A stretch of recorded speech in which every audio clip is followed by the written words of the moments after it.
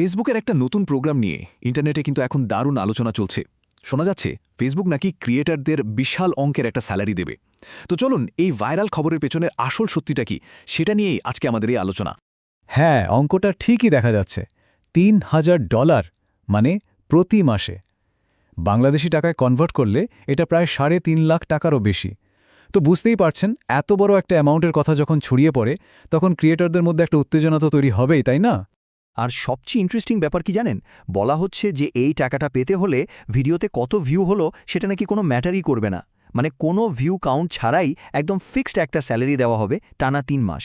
সত্যি বলতে এটা তো যে কোনো ক্রিয়েটরের কাছে একটা স্বপ্নের মতো ব্যাপার। আচ্ছা, এই যে প্রোগ্রামটা নিয়ে এত কথা, এটার নাম দেওয়া হয়েছে ক্রিয়েটরস ফাস্ট ট্র্যাক। খবরটা যেহেতু খুবই আকর্ষণীয়, চলুন একটু গভীরে গিয়ে দেখি এই প্রোগ্রামের আড়ালে আসলে কি নিয়মকানুন বা শর্ত লুকিয়ে আছে। ভাইরাল খবরগুলো যা বলছে সেই অনুযায়ী এই ক্রিয়েটরস ফাস্ট ট্র্যাক হলো ফেসবুকের একটা স্পেশাল প্রোগ্রাম। আর এটা কিন্তু সবার জন্য নয়, শুধুমাত্র সেই সব ক্রিয়েটরদের জন্য যাদের ফেসবুক নিজে থেকে ইনভাইট করবে, আর তাদেরকেই নির্দিষ্ট মাসিক পেমেন্টের গ্যারান্টি দেওয়া হবে।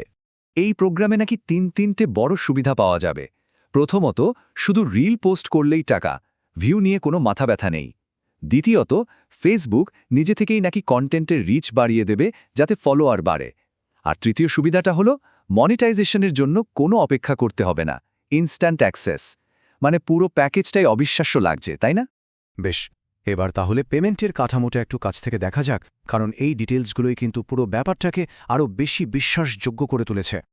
এখন মূল প্রশ্নটা হলো, একজন ক্রিয়েটর আসলে ঠিক কত টাকা পেতে পারেন? এই টাকার অঙ্কটা কিসের ভিত্তিতে ঠিক করা হবে? দেখুন, এখানেই আসল বিষয়টা। এই পেমেন্টটা কিন্তু একদম নতুন ক্রিয়েটরদের জন্য নয়।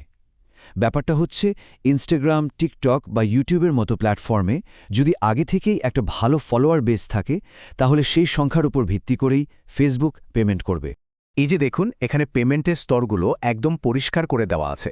যদি অন্য প্ল্যাটফর্মে ২০,০০০ থেকে ১ লাখ ফলোয়ার থাকে, তাহলে মাসে $১০০ থেকে $৪৫০। ফলোয়ার সংখ্যা যদি ১ লাখের বেশি হয়, তাহলে মাসে $১,০০০। আর সেই $৩,০০০ অফারটা হচ্ছে তাদের জন্য যাদের ফলোয়ার সংখ্যা ১০ লাখ বা ১ মিলিয়নেরও বেশি। এতক্ষণ তো অনেক ভালো ভালো কথা শোনা গেল, কিন্তু জানেন তো, সব ভালো গল্পেরই একটা কিন্তু থাকে। চলুন এবার এই গল্পের সেই আসল মোড়টা কি সেটা দেখা যাক। তো স্বাভাবিকভাবেই টাকা পেতে হলে কিছু নিয়ম তো মানতেই হবে। প্রথমে চলুন পোস্ট করার সাধারণ নিয়মগুলো দেখে নিই, যেগুলো বেশ সহজই মনে হচ্ছে। নিয়মগুলো কিন্তু খুব সোজাসাপটা। মাসে অন্তত ১৫টা রিল দিতে হবে, কন্টেন্ট হতে হবে একদম অরিজিনাল, মানে অন্য প্ল্যাটফর্মের কোনো ওয়াটারমার্ক বা লোগো থাকা যাবে না। আর এই পোস্টগুলো মাস জুড়ে ছড়িয়ে দিতে হবে, কমপক্ষে 10টা আলাদা দিনে। একজন সিরিয়াস ক্রিয়েটরের জন্য এটা তেমন কোনো কঠিন কাজ নয়। বেশ, নিয়ম তো মানা হলো, কিন্তু এখন আসছে সবচেয়ে জরুরি প্রশ্নটা। আসলে কারা এই প্রোগ্রামে যোগ দেওয়ার যোগ্য? এখানেই কিন্তু আসল সত্যিটা লুকিয়ে আছে। যোগ্যতার শর্তগুলো এবার দেখুন। প্রথমত, বয়স ১৮ বছরের বেশি হতে হবে। দ্বিতীয়ত, এটা একটা ইনভাইট অনলি প্রোগ্রাম, মানে ফেসবুক নিজে থেকে বেছে বেছে আমন্ত্রণ পাঠাবে।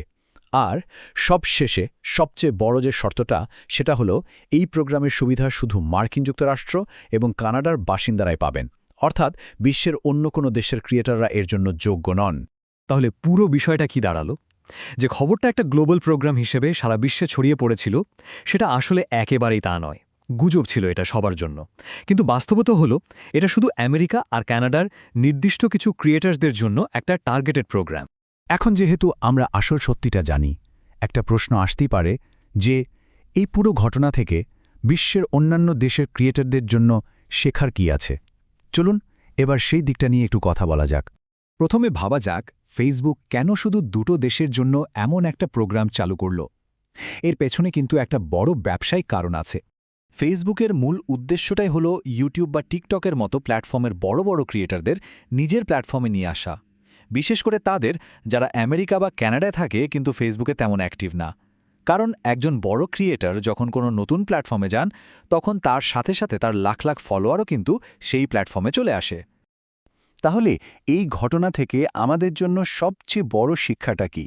শিক্ষাটা হলো, এই নির্দিষ্ট প্রোগ্রামটা হয়তো আমাদের জন্য নয়, কিন্তু এটা প্রমাণ করে যে একজন ক্রিয়েটরের ফলোয়ার বেস কতটা দামি। যে প্ল্যাটফর্মেই কাজ করা হোক না কেন একটা শক্তিশালী কমিউনিটি তৈরি করতে পারলে কোনো না কোনো সময় সুযোগ আসবেই।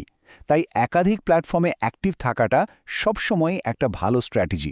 সব শেষে একটা প্রশ্ন রেখে যাই, বড় বড় প্ল্যাটফর্মগুলো যেভাবে সেরা ক্রিয়েটরদের পাওয়ার জন্য একে অপরের সাথে প্রতিযোগিতা করছে, তাতে ভবিষ্যতে ক্রিয়েটরদের জন্য আরও কী ধরনের নতুন আর আকর্ষণীয় সুযোগ তৈরি হতে পারে বলে মনে হয়? একটু ভাবুন তো।